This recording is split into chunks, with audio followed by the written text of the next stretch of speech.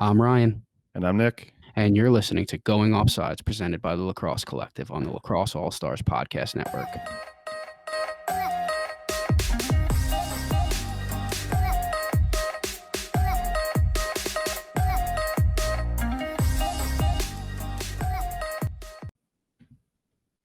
Hey, Coach, how are you? Gentlemen, how you doing? Doing good. How about yourself? Good. I apologize. I was running a few minutes late. No worries. No worries. Thank you so much for being on with us. Absolutely. How you guys doing? We're battling through COVID, just trying to keep our days busy without lacrosse. Absolutely. How's It's a that, battle, sir? right? Yeah, we're both teachers, so we're just trying to keep things going. I mean, he's in person mostly, I'm online mostly. He's in Indiana, I'm in Michigan, so Okay. very, very different circumstances. But yeah, how's it going for you? How are things at Endicott? Good. Yeah, things are going well. Fall teams are up and rolling. You know, they're not playing competition, but they're practicing, and winter sports just got going, and spring sports non-traditional have been going for some time now as well. Yeah, it's Okay. gotta keep fingers crossed, right? I mean, my former assistant is the head coach at New Paltz, so Okay. he's starting the program there. Yeah. And I was talking to him yesterday, and he was telling me he just got all. He was supposed to have an all staff meeting, and then they canceled it because they had to handle everything with all the winter sports, because the SUNYs just dropped. They're not doing winter sports, so it's crazy. Are all systems go right now for your conference at Endicott for the spring? For right now, for the winter and spring we are, but Okay. who knows? It changes day by day. Exactly. It certainly does. So speaking of that, Coach, why don't we jump right in? Obviously, it's a pleasure to have you, and we're looking forward to talking to you. The MLL bubble this year, we're talking about COVID and everything that goes with it. So what was it like coaching in a bubble, having your team pretty much, more often than you would ever have that much time with a group of players like that? Typically the MLL, you don't get to spend 24, 48 hours with the guys in a row. Have them in a hotel just all to yourself. So what was that like this year compared to years previous? Yeah, it was like everything has been. It was a waiting game, right? We were anticipating a traditional 10-game, 1 game a week season, 2 training camps prior to that, and as things progressed, we waited, and the league had talked about maybe dropping it to a 5-game regular season or 8-game regular season, still traveling from city to city. And then ultimately, the league and the commissioner made the decision to have a bubble season, which, hindsight 2020, was the right thing to do. And we've seen that with some other professional sports that have been successful with it as well. So, being with the guys for 14 days was terrific. It really was great to just spend that amount of time with them and be able to prepare for each game with them and really be focused in on the task at hand. It was a challenge getting down there, in the sense that we have a 40-man roster to bring into a traditional training camp, and we had to pick that 25-man roster based off of our gut, and guys that we've had play for us, and guys that we drafted, and guys that we picked up along the way with trades and everything else. So we got to that 25-man roster.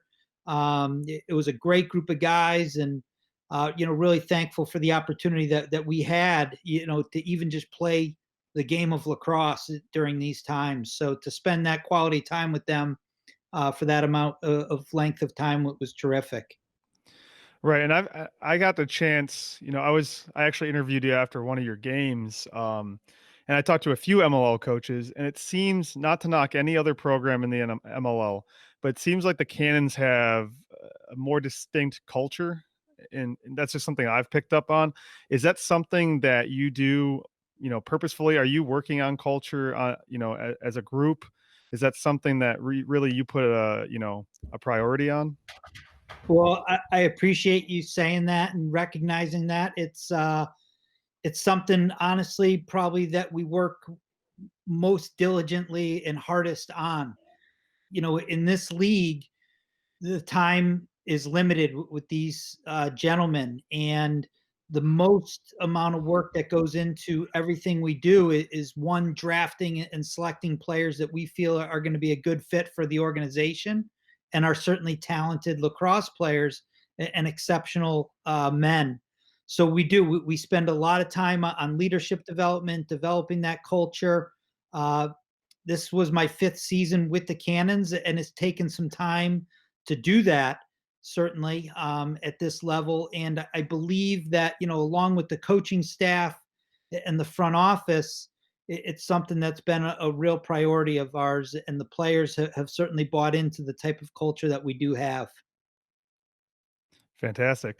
Now, a lot of people might not know, you used to be a D3 head coach and a very successful one, but you still work at Endicott. And is your role kind of, forgive me if I'm oversimplifying it, but are you pretty much the coach's coach at this point? Are you helping the You're coaches the head. develop their own Yeah. leadership You're styles and stuff like that? the head coach's head coach. One of my roles, a couple hats that I wear in the department, is I oversee all the men's teams. I run the leadership development program for all of our captains of all of our varsity 21 teams and club sports, and then for the emerging leaders, those freshmen and sophomores that coaches designate that could potentially be captains and leaders down the road. So I'm really blessed that I've been at Endicott the last 24 years. 18 as a head coach and also associate athletic director. So it's something that all myself and our administration and all of our coaches work closely with. We talked about it with the Cannons briefly there with culture. We talk about it literally every single day, every breath in our department, that's a big part of who we are there. So I work closely with a terrific group of head coaches, assistant coaches, and administrators in our department, and student athletes. Was that something, obviously, you've been at Endicott for quite a while now. When you first maybe took the job or a few years into it, did you see athletic administration as something you wanted to get into? Was it something that kind of just organically kind of presented itself? And then, it's a twofold question. I'm sure it was extremely difficult to kind of step away from the program that you spent a good portion of your life running. How much did that weigh into your decision when ultimately you kind of did transition into your current role? Right. Great question. When I was hired at 23 years old as the head coach there and really taking over a program that was 2 years old, I also had the title of assistant dean of admissions. So that was my role for, I think it was 12 years, 13 years while I was there. And then I moved over to athletics, more full time as the associate AD and head coach of the men's lacrosse program. I've always had aspirations of going into administration from the minute that I started coaching at Springfield College as an assistant coach and getting my master's there in athletic administration. It was certainly a goal of mine to have when I got out of coaching. In 2015, when I stepped down as the head men's lacrosse coach at Endicott and moved just into athletic administration, it was an adjustment. Certainly not having that direct contact with a team, a family, men that I really considered every single one of them as sons, somebody that you recruit and mentor along the way throughout those 4 years. So that was a huge adjustment, honestly, when I stepped away from coaching. And I miss it every day still, to be honest with you. Coaching at the college level, it's a purpose, it's a passion that I have, certainly. But that contact that I have with student athletes now with that leadership program is kind of where I get my fix. And working with other coaches and seeing, their successes and seeing their failures and adversity they hit as well, and trying to help them along as, coaches as well. So I take a lot of pride in that, and certainly passionate about it. But athletic administration is great. We're going through tough times right now, and it's testing us all, right, at every institution. But again, when you're there, first and foremost, for the students and the student athletes. That's what it's all about. Absolutely.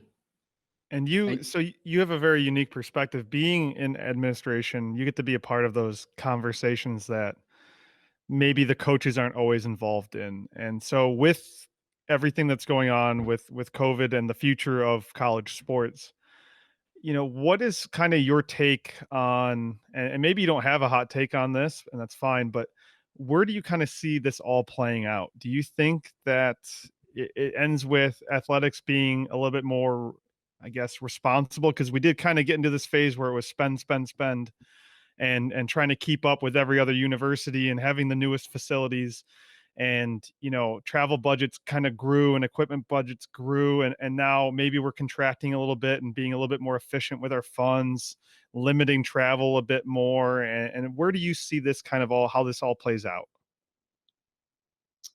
Um, I think the way I look at things as an administrator is I coached for a long time at the college level, so I always try to put on that coaching hat to a certain degree when making decisions with our administration team and athletics, but also really putting on that administrator's hat 3/4 of the time as well, and combining the two. That I think during this time it's made us reflect a lot on what we're doing, what we're spending on, what we did spend on, how we conduct business, how we do things. Um, you know, our student athletes are our lifeblood, and recruiting is where that all begins. And how we recruited it, and places we went, and funds that we spent to get there. And now coaches are really just watching film and doing things that way and going to some events.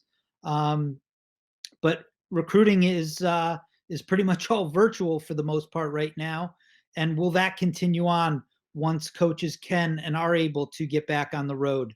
I think it's created a little bit more work-life balance for coaches, that they're not just chasing every tournament and every AAU game or high school game, but really balancing on what they can watch, and getting those prospects. And you go right down the road with travel and equipment and everything else. So it is a time of reflection, that we're all going through, I believe, to see where we are and where we need to be come the future. Yeah, I'm not quite old enough to remember what college sports were like in the 90s, but from what I've heard, a lot of people that have been in the business for a long time are looking back and looking at it kind of like this is what it kind of was like, a couple decades ago. It was a little bit less travel. It was a little bit less flashy, a little bit less equipment. And I completely understand what you mean from the work-life balance perspective. I mean, at least for head coaches, because they are able to, do some recruiting from at home and spend less time just traveling to and from events. I do, however, and Ryan, chime in on this, I do think it's been an extra stressful time for the assistant coaches, especially those that are volunteer or, second assistant, that really rely on the camps, the clinics, the travel to kind of make ends meet. And so I'm hopeful that, I mean, I know you're running some stuff out in the Northeast, and I'm hopeful that people are still, going to events and stuff like that. But I am worried what this may do to this generation of assistant coaches, where, it's always been hard to be a volunteer assistant, but it's just become so much harder at this point. And so I'm afraid that a lot of coaches will get turned off at a much earlier age than maybe in the past. Well, I think it's like a throwback to, I mean, I can speak to when I got my first college coaching job. You kind of had to rough it and piece a lot of different things together. Coach, I can't speak for you from your time at Springfield, but for a really long time, coaches in the the 80s, 90s, and even in the early 2000s, before there was kind of this boom, you had to piece a couple of different things together. You had guys that were teaching during the day, and then leaving school and then going to coach college in the afternoon. I mean, I think back to my time at Adelphi, we didn't have any full-time assistants. They were all, I mean, even Coach Capitos, he was part-time until, I think when my freshman year up until that point. But yeah, so it's, I think it's like you said before, it's going back to kind of like those times in the 80s and 90s and early 2000s. So it's a crazy time for sure. Yeah, I think ultimately it comes down to the head coaches trying to, understanding that this is what's going on and this is the new reality in a way, because even when things normalize, those budgets and that money coming back is probably going to be slower to trickle back in, and they need to be extra careful and extra understanding of what a life looks like for a volunteer assistant. Maybe they do have a full-time job and practice has to be in the evening, or else they're not going to have a volunteer assistant at all. Mhm. So I just think I find it very interesting where this takes us, and I really hope that for everyone's sake that we don't lose a good generation of coaches, because so many great coaches got their starts as volunteers.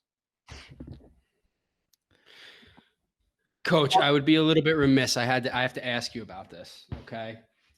All right. And this is just my personal opinion. I think Springfield has taken over in terms of the cradle of coaches. Years ago, I mean, we talk about Cortland State back in the 60s, 70s, and 80s. You're part of the Springfield Mafia. Can you elaborate a little bit on what that might mean for some of our listeners who might not know what the Springfield Mafia is? Like me from the Midwest, who's only 30. Yeah. Like, I It, know Keith Bugby, and that's it. Like, that's all I know. Well, he's got a pretty big coaching tree. well, it's ironic. It's funny. It's a great question, and the reason I was running late a little bit was I was on the phone with Coach Bugby driving home from work today, and I speak to Coach probably, no exaggeration, 3, 4, 5 times a week. Whether it's on the way into work, at lunchtime, on the way home from work, whenever it is. So he is really the Don of the Springfield Mafia, and there's a lot of institutions that have put out a lot of great coaches at all levels. And to Coach Bugby's credit, one of the reasons I got into coaching was when I was looking at colleges. I looked at a number, and my high school coach was a Springfield guy, Paul Adams. Uh, I kind of thought I maybe wanted to get into coaching in high school. And then when I got to Springfield and played under coach, 2 years in really, and I started working his camps. You talk about these assistant coaches, working camps and volunteers. I started doing that at a young age when I was a sophomore at Springfield. And I knew right then and there, if that's what I could do and make a living out of it, I wouldn't work a day in my life. And so many of us at Springfield feel that way. And I can literally speak for all those guys that coach and that played under Coach Bugby, and even the GAs that maybe didn't play for him, but worked under him, that you saw his passion and how he mentored young men, and his knowledge of the game and his love for his players. And I think that's honestly why we do it, is because of that reason. And it's nothing complicated, really, that so many of us got into it for our love of the game, partially, but to be those teachers in the game of lacrosse, but more importantly, in the game of life. And we always talk about that. We have to put it in perspective, we have a group of us, maybe 7, 8 Springfield alums that are working with the athletic director and the president right now at Springfield College. They're going to be donating, raising money, and building a pavilion for Coach Bugby at Springfield. And the reason we're doing this is to continue on the legacy of his late daughter, Lindsay, who passed away several years ago, after giving birth to her son, Nolan. And you see those Springfield alums on that call, and there's some high school coaches, there's some Division I coaches, there's some club coaches. We're all in coaching at some level, but we all do it for the same reason. And it's great to go out on the road, and you're always going to run into a Springfield face, and that sort of thing. So it is, I'm proud of it. I'm humbled to be a part of that group, and I'm really glad you asked that question, because it's reason, number one, I got into coaching was Coach Bugby. Yeah, I know it's always, it's good to obviously, have you talk about it because it's just, there's so many pockets of Springfield alumni, like you said, in all levels of lacrosse. It's just, it's kind of really neat to see. I mean, I know over the last couple of years, you've seen more and more publications put out stuff about just kind of how far that reach is. So I appreciate you sharing that. I mean, it's sounds like a pretty special place. I actually, my sophomore year of college, I think my assistant was at Springfield. I think it might have been the year you were an assistant. His name was Tim O'Meara. Oh yeah, yeah, Yeah, he was my assistant absolutely. coach at Adelphi. Yeah. Well, So we can tell some stories offline here. Coach yeah, O'Meara, he was my first year as a GA there. He was my roommate, and or I was his roommate. I'm not sure which one, but in Adelphi, when we were Division 2, we were Division 3 when I went to Springfield, and then mhm, we were Division 2 for a number of years. Excuse me. We lost to Adelphi my senior year. We went 13-0. We mhm. beat Adelphi in the regular season, and then we hosted the national title, and we lost 12-10. During COVID is the first time in whatever it is, 25 years or so, that I watched that game, and I watched it with my kids. Uh, So you'll love this. So I guess the face-off guy at Adelphi that year. So that year you guys lost in the championship. So that was Matt Schmberg. He's the guy who runs Fogo Lax. oh He yeah, was, I guess, he was a freshman or a sophomore that year or whatever. He left Adelphi after that year, after they won, and then didn't show up back into the States until my freshman year, which was almost 10, which I think was close to 10 years later. And I was like an 18-year-old freshman and he was like a 32-year-old junior. right. So it's just wild. Adelphi was a fun place. But I remember that, like, we would walk into the locker room and there'd be pictures of that national championship game. That's wild. Um, moving kind of in that same direction, if Coach Bugby is, let's assume that he's the biggest coaching influence on you thus far. Who would you say are some of your other influences in coaching? Certainly Coach Bugby. Coach Adams, my high school coach, who I mentioned as well. The late Paul Schmoller, who was a four-time All-American goalie at Cornell. He worked peak goalie camp, which I now have been running and owning for the past 25 years or so. Paul was somebody that was an idol to me, that I tried to emulate my game after, and that idol kind of turned into somebody that was a mentor to me at the goalie position, and then turned into a dear friend. So Paul is somebody always that I think about, and I use so much of what I do in coaching surrounded by him. Every single one of my assistant coaches that I've had over the past 25 years, whether it be at Endicott or with the Cannons, I've always learned a great deal from those coaches, about the game and about life. So those are certainly people that I tremendously respect it and always look up to still. That's fantastic. Going to let's go to the shift a little bit to the Cannons here. This past season, obviously, you got the result you wanted ultimately, winning the championship. You get to celebrate kind of. I've seen pictures recently of you guys having the trophy at different restaurants for people to come and see and kind of celebrate.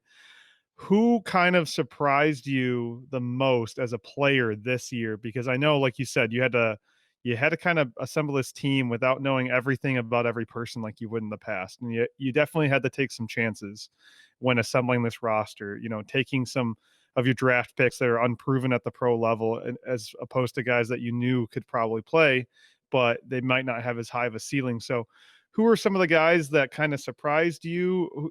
Some of those guys maybe you brought in at the last second and can you kind of speak to what they brought to the tournament? Definitely. I think when you go into it with 25 guys and you select those at the best will that you can, and you get into this bubble and you're going to play a minimum of 5 games in 8 days, and then a couple playoff games if you're fortunate enough to make it there. It's a grind physically on these guys and certainly mentally. The temperatures were anywhere from 90 to 125 degrees at game time each day. Practices that we had were hot and grueling, and we tried to be smart with those practices and getting done what we needed to do in a fairly short and efficient amount of time. And then, like I said, game day was physically and mentally taxing. So every one of those guys put it out on the line, man. Just by showing up um, under these conditions of COVID, my hat's off to them for just showing up. And then once you get into it, their recovery after games, they took care of themselves. They, again, mentally and physically prepared for that next day and next battle. When we finished our regular season and we were seeded to go into the tournament, we did have 5 players that opted out because of health concerns, and that's been out there. And we really put it in the hands of every single guy, every single coach on our roster to make that decision. And whatever decision that was, we respected it and we trusted it, and we had no issue with it. So when we went into the playoffs, we were down 5 guys, so we were going to be tested even that much more so after a long week and a half or so, playing 5 guys down. I hate to single out names because every one of them is more than capable of doing their job and accomplishing the mission that we had to win the championship. A guy who's been in our organization for 5 years since I got there, Division III player John Upgren. He's had a steady role on our team. Has never had all the glory. He was Division III player of the year and won a couple national titles at Tough. And he's had some big plays and big moments and has been a huge part of the organization the last 5 years. He was lights out. He had 5 goals in the championship game, kind of in that underdog role that he always takes. So he's one guy that really stepped up and not necessarily surprised us as a coaching staff, but he stepped up tremendously. Kevin Reisman at the faceoff X, his backup Nate Farrell, who's exceptional as well as a great 1-2 punch. Kevin just battled, his way to winning some key faceoffs. Our entire defensive unit played tremendous in front of Nick Morocco, our goalie, who was exceptional all week, particularly in the championship game, making saves against John Grant Jr. that honestly, consecutive saves he was making against him. I've never seen a goalie do that against Junior, and he's one of the most respected players of all time. Our midfielders, particularly in that championship game, we were down a few, and guys would just come off the field gassed. They were just gassed, and get out there and play the next shift. Guys like Kyle Jackson and Challen Rogers and Cal Dirth, and the list can go on. And our attack unit really stepped up, as I mentioned, to perform really well during the whole week. So it was a team effort while we were down there, but certainly a few guys there that stepped up, that needed to, because we were down 5 players going into that championship game. Yeah, and you brought up a couple names for sure that I want to dive into a little bit deeper. So, I know Kyle Jackson from a long time ago when he was at Michigan, and I think in one of my post-game interviews with him, he mentioned that a lot of the guys on your team had played together at some point at the Hill Academy, or they overlapped at the Hill Academy. And you threw out a bunch of names that, you've got Stats and Rogers and Jackson. They all play in the NLL. Do you feel like that's by design? Do you have in your offense or within the schemes that you try to implement this need or this fit for a box player or someone with a box skill set? A little bit. I think there's a lot of balance that goes into it. I think if you have, 6 box guys out there at one time, they're potentially going to be running into one another and all doing the same skill set, right? So I think we try to have some balance out there. But you bring up the Hill and Stotts and Cole and Jack, Challen Rogers and those guys, Gilray, who is a long stick midfielder for us, that plays box lacrosse. So, certainly then you add in a Bryce Wasserman who's doesn't play box, isn't Canadian or Native American. So, doesn't play quite that same skill set. So it is definitely a balance and a mixture. And the guys, I think, really appreciate that, playing off each other and playing off each other's skill sets and things of that nature. Definitely. And obviously, unlike maybe some other people, you have had a bunch of guys that play box, but also have tremendous amount of field experience where that's not always the case. All those guys having played at the Hill, they obviously played field.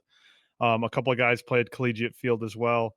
And I feel like sometimes, you try to make that transition to field lacrosse without a lot of experience. And like you said, it doesn't always translate perfectly, but you certainly found that balance with your, especially with your attack line. And I noticed you moved a few guys through the attack line throughout the week, which I'm sure was out of a need for some depth and some rest. It looked like you moved a few guys through midfield and maybe they were resting at attack for a little bit before they came off the field finally for some water. So hats off to you for the creativity, because it certainly paid off in the end. But it must be exciting to get this kind of talent. Like, it's every coach's dream to have a couple, just even one of those guys. So I'm sure it's tremendously exciting on a daily basis for you. It is, and they work so hard off season to get to that point where they need to compete. And I think the familiarity of having a lot of those players back from last year helped us in this setting this year. But we did, we try to get not as many guys as we can that can play attack and midfield. But John Upgren's a great example of that. He played both consistently in college. Kyle Jackson obviously was an attackman at Michigan, and we run him primarily out of the box. So he's able to get more short sticks and create and do what he does. So you try to make those combinations work as much as you can, but the effort and the work that these guys put in is tremendous. And I don't know if you can divulge this or not, but has Bryce Wasserman decided if he's going to try and play again next year? I mean, he's got to be done with law school pretty soon here, right? Or is he already done? He is. He's still. I think he's got one more year left of law school. Okay. But by all purposes, Bryce is going to be back. Fantastic. I was a little worried. I mean, not that you couldn't find, you would eventually find a replacement, but it's definitely nice. He had bounced around a little bit in the league and he found a nice landing spot. And I think he's a perfect complementary player for your system and for your roster. So I'm glad to hear that he'll be back. Definitely. So I have to ask, you win the championship, you get out of the bubble. And I'm sure the first thing is, family and all that good stuff. What's the first meal you picked up when you got out of the bubble? What was the place you had to go to now that you weren't in quarantine anymore? I'm trying to think. That the food was excellent. Okay. At the hotel, they had all the food catered in for us. After we won the championship, the front office got us fillets and crab cakes and all good food. So we didn't eat poorly that week at all. I'll tell you that. Trying to think, we stayed over that Sunday night and celebrated with the guys and got in the car, midday on Monday. And I think I might have stopped at McDonald's or something. That's all right. Hey, sometimes it's the best stuff. And just hoof it home. But then had a great home cooked meal at home with my family and got to spend a lot of time with them. Yeah, probably by that time you were just ready to get home, 2 weeks away from home. Just sleep in your own bed for a change. Yeah, exactly. Well, a question we've been asking everybody, you've had plenty of years on the recruiting circuit. So what's I remember I went to a camp at UMBC to coach, and we obviously we got crab cakes somewhere. But what's the one spot, the favorite spot to go? You always look forward to going to this camp or this tournament or playing in this city because of a certain place to eat. What's that one spot for you, Coach? It's such an easy answer. Love it. So, I grew up in Cheshire, Connecticut, which is Okay. about 20 minutes from New Haven, Connecticut. And my kids both play club lacrosse. So you're driving from Boston, you got to go through Connecticut, to get to New York, New Jersey, Maryland. So we'd always stop off at Archie Moore's in New Haven, Connecticut. Yep. The best buffalo wings. You've had them? Yep. Yep. I've had them. I've Best, had them. I've best. had them. So my son was playing in a tournament, I don't know, a month or so ago in Maryland, and we stopped down at Archie's. We got about 50 wings, got them in the car, crushed them on the way down to Maryland, and I think we did the same thing on the way back. So Yeah, he's got me missing home a little bit. Oh man. I mean, that was the same thing for us. When I was at Detroit, we played Canisius, and even when I was at Oberlin, and we played Vassar, and we always went to the Anchor Bar in Buffalo.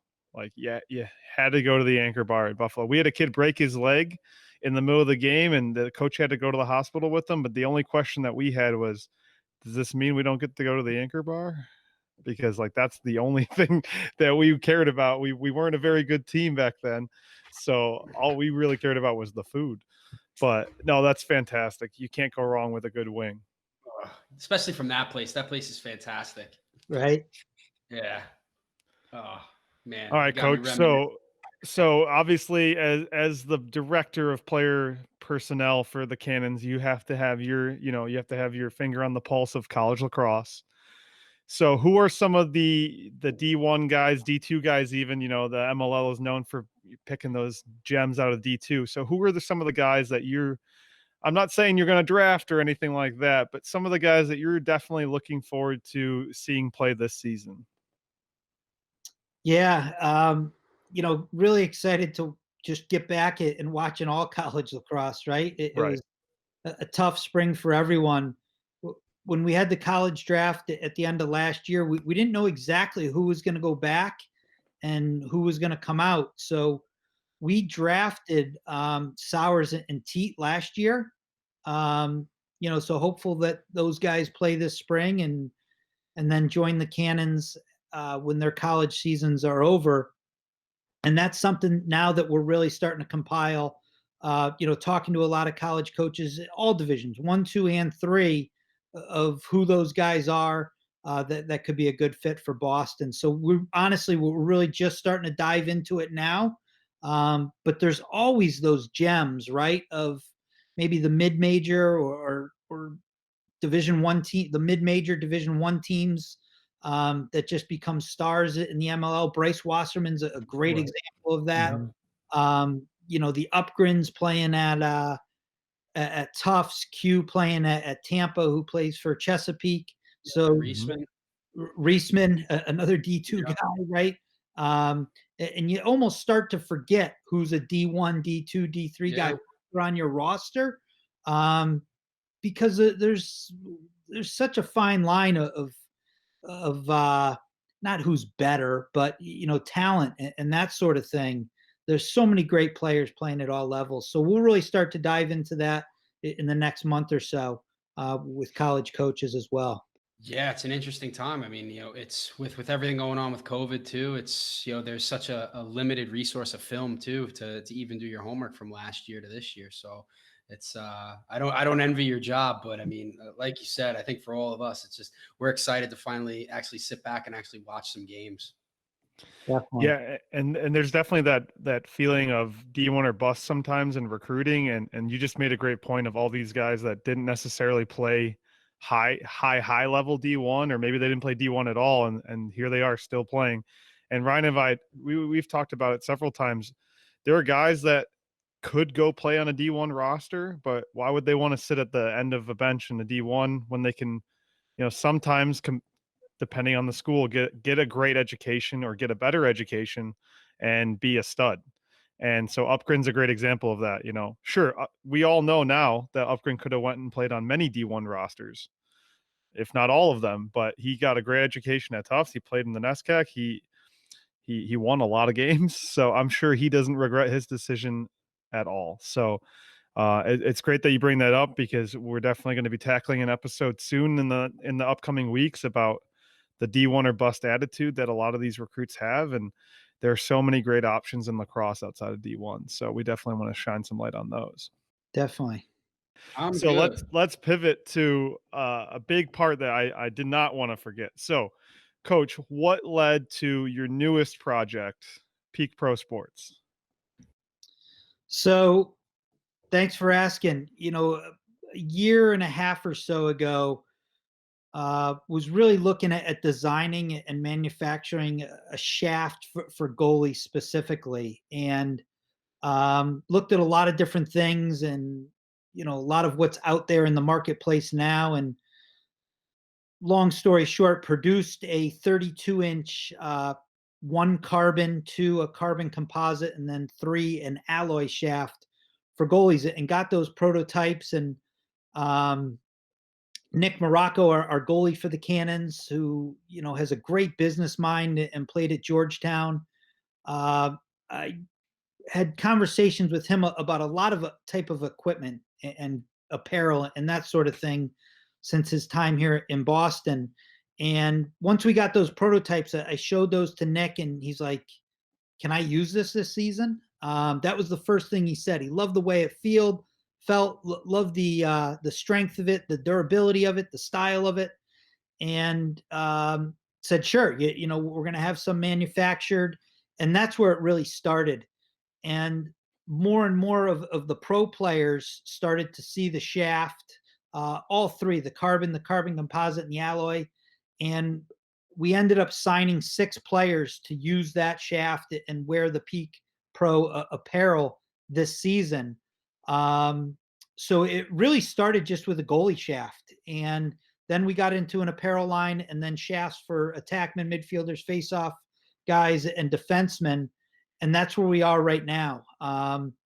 The reception has been tremendous from the lacrosse community. I think a big part of starting this is to have a product out in the marketplace that, like I said, is very stylish, is durable, is sturdy, is flashy, that all players at all levels are going to love, and to have it be at a price point where people can afford it. Right. There's so many products in every sporting industry that just people can't afford. And I think we've come up with products that are tremendous, and that people, the affordability is there for them. We are in the works of designing other products currently as well for lacrosse that will be released, in the winter, in the springtime, but before the lacrosse season begins as well. So we're really excited about the opportunity to be in that marketplace. And we certainly feel that there's a great need for it out there. The competition's tremendous, right? Like anything else, Mm-hmm. any other business. But I think we believe in our product. Our pro players that use it love it. So we're off to do great things. Yeah, it's funny you mentioned, you want to make it affordable, because I was speaking with another, manufacturer just yesterday, and they were afraid that because they're doing somewhat what you're doing, they're trying to make it affordable by having lower margins. And I think a lot of these companies that we're used to using in the past, the big names, that the sticks just cost outrageous amounts because they can. And people tend to, because they don't know these newer products like yours, they tend to think, well, it's cheaper, so it's got to be, less durable. There's got to be something wrong with that. And in reality, you're not paying sales reps, you're not paying huge exorbitant marketing fees. So your margins are lower, so you can offer the same value, if not higher value, at a lower price, because your numbers aren't inflated. So I just want to make that very clear to people, that price does not, necessarily mean quality when it comes to this stuff. There's so many other factors. And so I applaud you for trying to make it more accessible and more available to people to enter the game. Well, thank you for that.